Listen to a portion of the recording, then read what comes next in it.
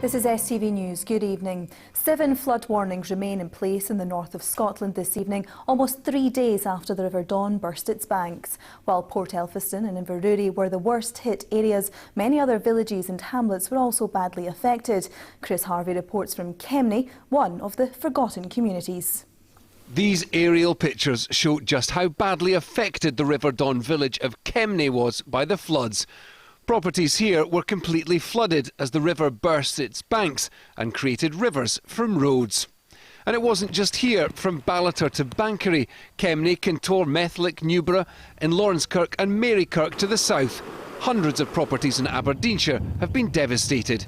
Even almost 3 days after the floodwater here on the River Don was at its highest, it's still easy to see just how this enormous river could cause the damage, the devastation that it did to the communities of Kemnay, Kintore, Port Elphiston and Inverurie. And it was just one river. In Kemnay, the mopping up operation continues. Here, residents felt forgotten, with emergency services spread so thin last week and unable to help in every location affected. The police came round on Friday morning and they was like, this is the first we've heard of it. We didn't know anything about Kemnay. But no, we had no emergency services, nothing. We had no sandbags or anything. No provisions really, apart from the mound that runs round Kemhill Park, and that did nothing really. We had a current on Bremner Way. Yeah. We couldn't actually cross the road, it was that strong. There was about 6 of us linked arms to try and cross the road to get the kids to safety as well. It was, never seen anything like it.